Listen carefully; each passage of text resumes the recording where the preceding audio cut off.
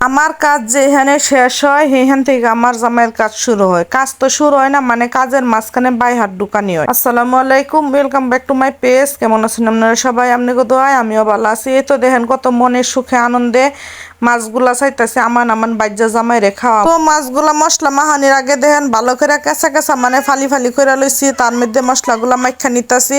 আর মশলা মাহানির আগে মশলার মধ্যে হালকা করে একটু তেল দিয়ে নেবেন। তেলটা দিলে কি হয়, মশলাটা মাছের গায়ে সুন্দর লাগিয়ে থাকে, মানে মাছটা ভাজলে খাইতে অনেকটা ভাল লাগে।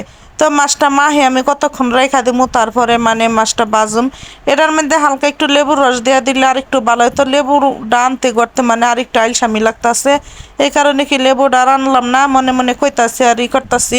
কই থাক গা, এমনি বাজ্জাত হয়ে দিই। লেবুর রসটা দিলে কি মাছের যে একটা আইসটা গন্ধ ওইটা হয় না। আর মাছ যেহেতু অনেকক্ষণ মেরিনেট করে থয়ে দিমু, মাছের আইসটার গন্ধ বেশিক্ষণ থাকতো না। তো দেখেন খুব ভালো করে মাছের মাথা মুতার ভিতরে কিন্তু মশলা ফাতি একবারে ভালো করে বড়াই টরাই দিতাছি।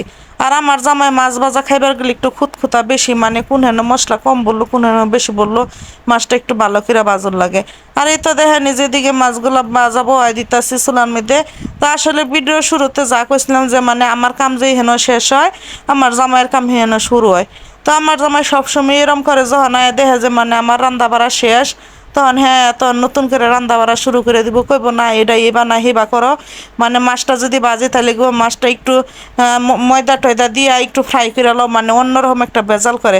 তো আজকে হ্যাঁ ভেজালটা করছে কি জানেন, একদিকে রান্না করতেছে আরেকদিকে ভর্তা বানাইতেছি। তো যেহেতু আমি কালকে আপনাকে কাটালি বিচির ভর্তার ভিডিওটা দেখাইছি, তো ওই ভিডিওটার লগে মাছ ভাজা মানে একদিনই রান্না করছি, কিন্তু একদিনে দেখাইবার গেলে অনেক লম্বা ভিডিও হয়ে যায়, আপনারা দেখতেন না, হের লেগে ভিডিওটার আমি দুই ভাগে ভাগ করছি। তো এই যে কাঁঠালের বিচি ভর্তা বানাইতেছি শুটকি দেয়, এটাতে এমনিতেই খাইতে এত সুস্বাদ হয়েছে। হের মধ্যে এই যে দেখেন আমার জামাই কি কইতাছে, এটি সব বানাই এলাও, মানে হ্যাঁ এই যে দেখেন গুলা টুলা গুইলা লইয়া হ্যাঁ নিজে সব বানাই লাইতেছে। আর হ্যাঁ যে এই যে আমি আলুর সব বানাই খাই, তারপরও হের সব খাই আপত্তি মিটে না। তো এরম বেজাল করলে কোন কেমনটা লাগে, আমার কিন্তু খুব রাগ উঠে মাঝে মধ্যে, মানে সব সময় মনে করলেন এইরকম বেজাল সহ্য হয় না। তো বলছি যে আমনে ডামনে বাইজা খান, তো উনি বাঁচতেছে কতক্ষণ, পরে বাঁচতে বাঁচতে মানে গাইমা গেছে গা। পরে কি করবো, যত এক জামাই মানুষ তো মায়া লাগে, পরে কইলাম যে থাক আপনি দূরে গিয়া বই না আমি বাইজা দিই।